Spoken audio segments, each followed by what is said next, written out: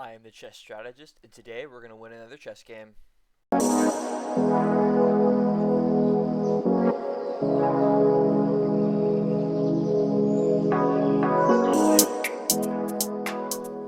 Hello, everybody, and welcome back to another episode of our 10 plus 5 Rapid Speedrun. I am the chess strategist, and we're going to be playing another epic chess game today.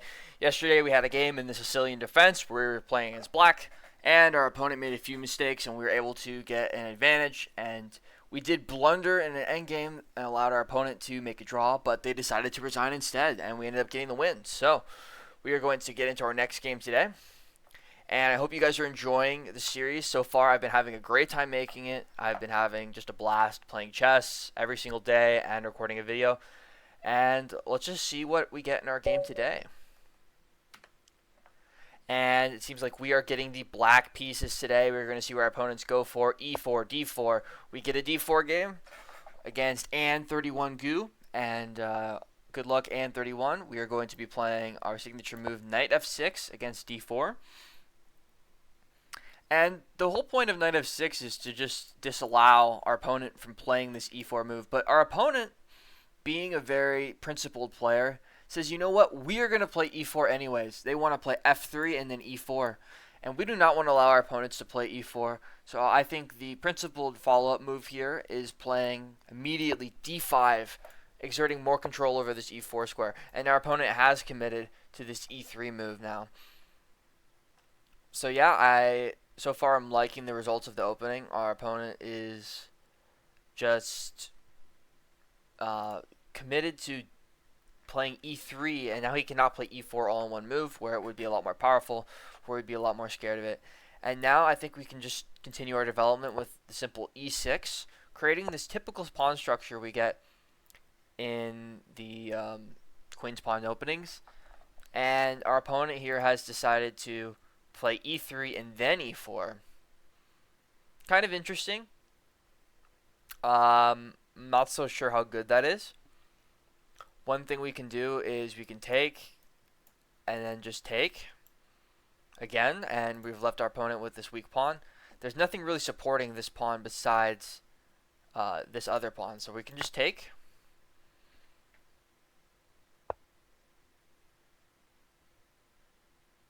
And here he's decided to just develop his knight and attack the pawn again.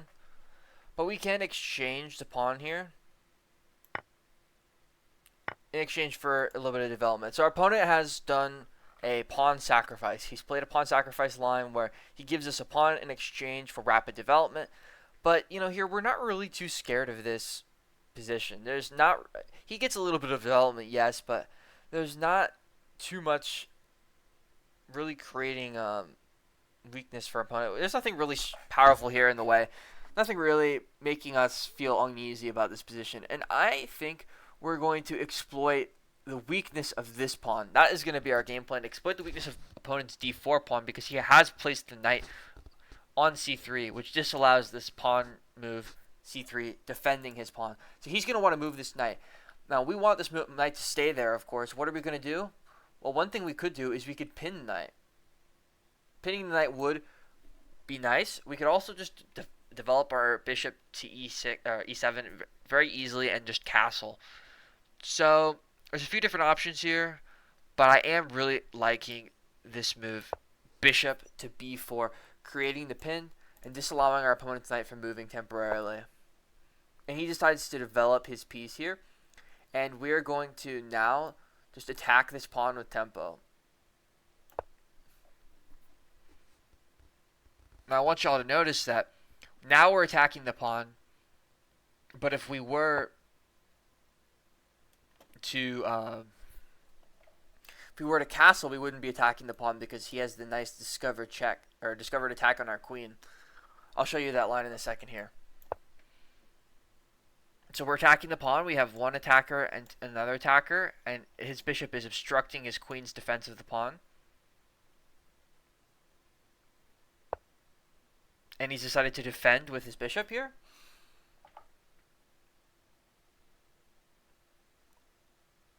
Alright. And there are a few different moves we could go for here. One move I do like is just adding even more pressure with bishop to b6 eventually. But we can hold off on that move. That's not a move that we must play immediately.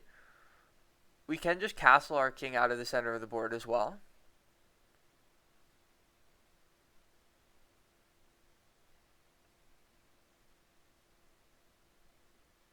We also could create a lot of pressure here by playing this awesome move, knight to e5. Knight to e5 is an excellent move because his knight is restricted from moving. We're threatening to take twice on c3 here, as well as taking this bishop that's hanging. So we are going to go for this excellent move, knight to d5, which is kind of like a fork. Our opponent is going to have to move his queen up to defend both this bishop and the knight. And we're creating a lot of problems for our opponent here. Wow. And our opponent just completely disregards the threat to his bishop and leaves his bishop hanging with a fork. Wow. So I think our opponent has made a critical blunder here. This is not a move that you want to allow if you're white. And we're just going to go for it. We're going to take this bishop with tempo. So we're have tempo on the queen and the rook, and it looks like we're going to win a piece and an exchange, which would leave us with just a full rook up.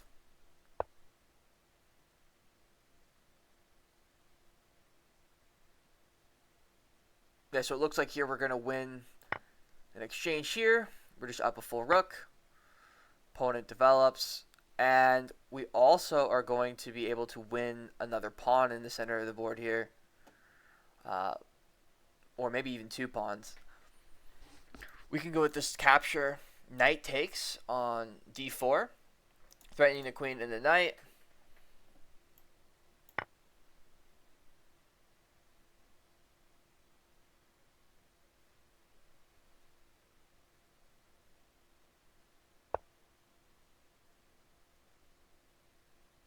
And our opponent has decided to move his queen instead of taking, which is a fine move. And we have a few options here. Noticing that he is attacking our knight right now. So we do want to resolve that tension. Or we could do something a little bit more interesting, and we can line up our bishop on this diagonal with the king. And I think that's an excellent move, preparing to discover check. Getting our bishop back in the game. It's not really doing very much on this square, where it's just not really pinning the knight anymore. So we're going to defend our knight here. And he's preparing a battery here on this square, hoping that we castle right into checkmate. But of course, we're not going to castle into checkmate. That would be a poor move. Castling, and then he just checkmates us in one move. We wouldn't want to allow something like that. So we're just going to prepare a discovered check against our opponent. We can move our knight to just about any square and prepare check. And our opponent moves his king wisely off of the diagonal that's lined up with our bishop. I think that's probably one of his best moves he could make.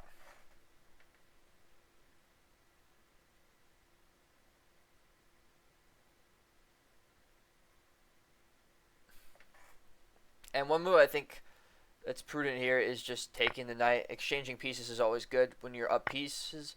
When you're up material, it's always an excellent idea to exchange. And here he's creating an attack on our pawn here. But we can do a few different things. One thing I like to do is just blunt this attack by putting our advancing our pawn to f5. That's one thing we can do. We want to eventually involve our queen and force a queen trade if possible, but here he's creating a threat. We don't really want to castle because he's going to be able to create all sorts of threats on this pawn as well. So I'm just going to advance our pawn, blunting our opponent's influence along this file.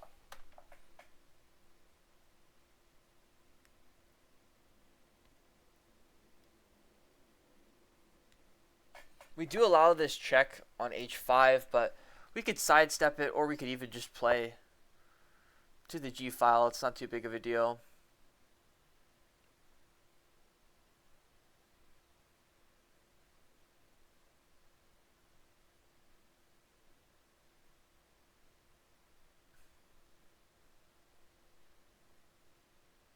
And now I do like castling. I think it's a prudent move, one that really does create a decent amount of pressure for our opponent.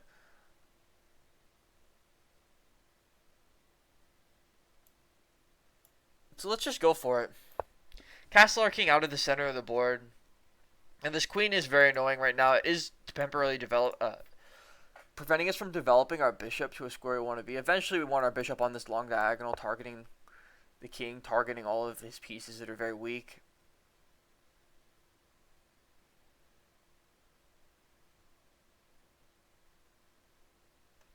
And I would like to lift our queen eventually. Our queen isn't really involved very much in the position. And we'd like to change that. First of all, we can actually play this move with the queen. Move the queen up to this lovely d4 square, where it is creating a lot of pressure. It's going to be able to be lifted over to g4, or it's going to be able to go onto here to this square, lovely f2 square, where it's creating attack on the rook. And it's also restricting this rook from leaving the back rank. If the back rank is left open, there's going to be checkmated 1 on g1, and we don't want to allow, or our opponent would not want to allow that. And our opponent preemptively moves his rook to create a discovered attack against our queen, which is a decent move. I do like that move for our opponent. I think it is quite prudent. And we are going to offer an exchange of queens. We want to get the queens off the board if possible. Our opponent does have a very actively placed queen, and this move here forces a trade of queens. His queen is basically trapped. There's nowhere for it to go. And we're also creating an attack against his rook as well. So if this knight ever wants to move, it can't really move because it's going to be blundering checkmate in 1. So the opponent is likely to trade queens here. And that would be sort of the start of the end for our opponent. And here our opponent, in a desperation attempt to save his queen, has forgotten about the square that is being covered by our bishop, and our opponent resigns.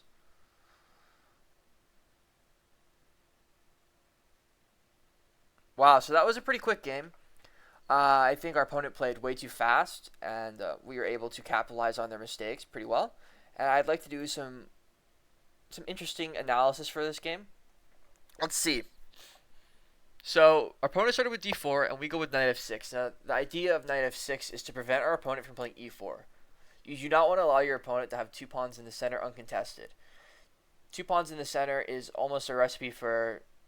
It's a recipe for disaster for you if your opponent is allowed to have it. They get more control of these central squares, and you have less available room to develop your pieces, and their pawns are going to be able to advance and knock your pieces away. So your knights that want to come to c6 and f6 are going to be knocked away by e5 and d5. These moves that come with a great effect and are able to open up your position and give your opponent more space. When they have more space, they can get better developed pieces, and they can start their attack. So they play d4, we play knight f6, and our opponent very dubiously decides to go for f3, which is a very weakening move in itself. It opens this line so that we can actually give checks along this diagonal, and it weakens a lot of other things in the position. But mainly, its benefit is that you can play e4 and have a pawn supported in the center of the board.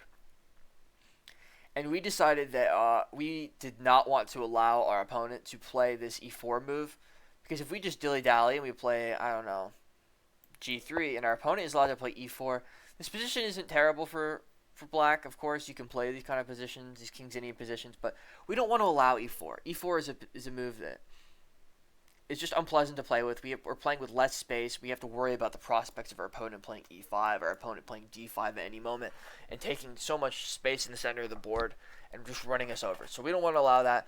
We decided to play the principled move d5, and our opponent must have mouse slipped or something. They played e3 and allowed us another move to develop.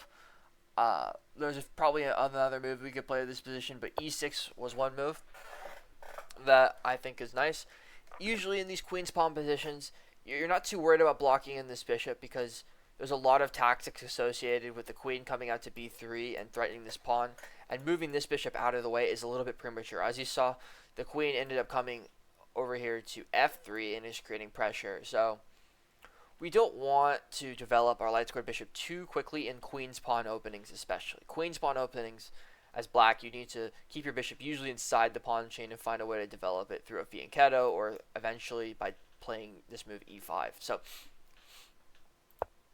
opponent struck with e4, a move late, and we took, and he sacrificed a pawn, which is not terrible. As you can see, the engine does not like it. The engine says that this is borderline, black is much better in this position because black is up a pawn. And I think that white 100% can play this position with a slight development advantage, but they're not getting enough of a development advantage that the engine likes it. So I think, of course, this position is still more difficult to play for white, but it's playable. And we decided to go for the interesting move, bishop to g4. Now, bishop to g4. Sorry, hold up. Sorry, I just wanted to adjust the board a little bit here so you could see all of it, what the engine's saying. So bishop g4 is an interesting move because of the idea of we want to keep this knight on the square. We want to keep the knight on c3 as long as possible because we want to disallow the pawn advance to c3, solidifying this pawn. This is the weakness in the position. This is the plan, is we're going to develop our pieces with an aim to attacking this pawn. And our opponent, because of the weakness of this pawn and the inability of his c3 knight to move, he's going to have a hard time developing his pieces actively because he's going to have to defend this pawn as many times as possible. So that's our goal. We decide to attack the knight, and we have the option of taking whenever we like. That would create this pawn, or create a defender for this pawn, so we don't do it immediately. But we have the option on every turn. And here we see our opponent makes this interesting inaccuracy, bishop e3, that allows us to go for this lovely move, knight to d5, occupying this outposted square. Our opponent's not going to be able to knock us away for a long time because, of course, this knight is blocking the c4 advance, and we have this bishop that's unguarded and this knight that is barely guarded. And either way here, our opponent is going to be losing something. He has to go for this move, queen to d2, but he just ignores our move and allows us to take a bishop with a fork. And we're able to win a full rook here. So at this point in the game, we're winning. We're completely winning. We got a rook, and we just got to do clean conversion. As you can see here, we have won a rook, but our opponent has some compensation. First of all of their pieces have been developed. Their rook is on an open file. Their queen is on an open file. And their knight's out, bishop's out. And they've got this other knight ready to go too. So we've got just two pieces developed. They've got all of their pieces developed, but we're up a rook. So what we need to start thinking about here is how do we develop our pieces and how do we deal with the immediate threats that our opponent is going to be able to make. So we decided to win another pawn, and our opponent goes for this queen move, queen to e4, which can be tricky. If we castled here, yes, it would be checkmate, or at least very close to it. Here it's checkmate because the rook is covering the square when we castle. So one idea that you can do when you're up material is you want to trade pieces, especially when your opponent has developed pieces and you don't. You want to trade as many pieces as possible because when your opponent has less pieces on the board, they're less able to drum up any sort of counterplay or any sort of attack. So here, instead of exchanging immediately, we improved the position of our bishop, hoping that our opponent would refuse to acknowledge the strong bishop on the diagonal line up with the king, but he does. He moves his king over to h1, and we exchange knights. And our opponent wisely, I think, takes with the queen, creating this battery, this strong attack, and we decide just to advance our f-pawn, which can be a weakening move, allowing this check here. This check is not too dangerous. We can play g6, and we play g6 with tempo. Our opponent's not really going to have too much response after that. And we're blunting all of our opponent's light squared influence with these pawns all in the light squares. We have the dark squared bishop and they don't. So it's not too big of a deal to put all your pawns on light squares like that. They don't have too many pieces to exploit the weak squares. And that's something that is a more advanced concept, the concept of weak squares. I'd like to go over that a little bit shortly. So we have, if we were to advance this pawn, say our opponent played this, gave us a check, we advanced here. These dark squares are becoming incredibly weak. But as you can see, our opponent only has a light squared bishop and a knight. A knight which yes, can exploit these dark squares, but knights are not usually very good at exploiting weak squares unless there's an outpost. So like there was a pawn here for say, and it was creating an outpost for the knight where it could sit and just be unimpeded. But here we have the dark square bishop. We're able to defend these dark squared holes, and we're not too worried about our opponent exploiting them. We actually like that now this bishop is less influential due to it. This pawn it's staring into being very well protected by its neighbors.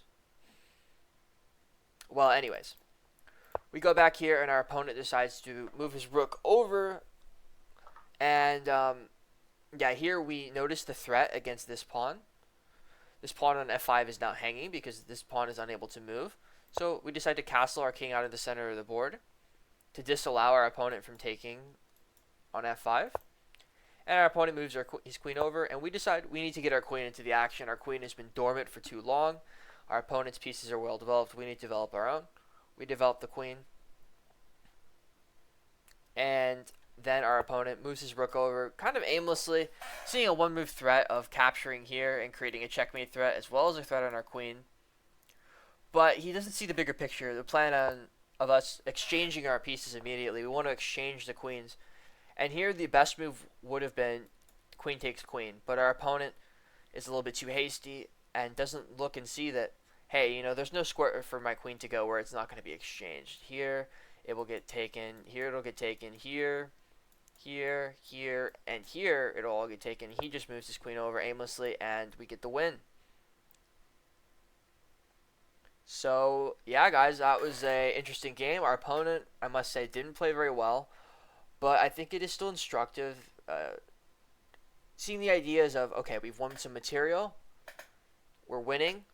Now, all we have to do is focus up and focus on converting cleanly. And usually when your opponent has a development lead, like we had in this position where our opponent had a development lead after we won the rook, they can create some threats against you. But most of the time, you're going to be able to parry those threats as long as you stay patient and you continue to play chess at the same level you've been playing, and you don't rush. Sometimes what happens is you win material and you think, oh, I should be winning the game. There's some way to simplify. And sometimes you don't want to simplify immediately. You want to look for the best continuation. And you'd be surprised how a good, solid couple of moves where you play in a very restricting, slow fashion will make your opponent feel uncomfortable, and they'll make another blunder like this, where we saw the trade of queens, we went for it, and our opponent, so desperate to get out of this position, decides he's just going to move his queen to whatever square to get away from our queen, not noticing the influence that our bishop is having over the board. So I hope you guys enjoyed that video. I really enjoyed playing this game of chess, and I'm going to continue with the daily uploads. I'm noticing that more people are watching, and it's really inspiring me to keep going. So I hope you guys have a good rest of your day, and I'll see you tomorrow. Peace.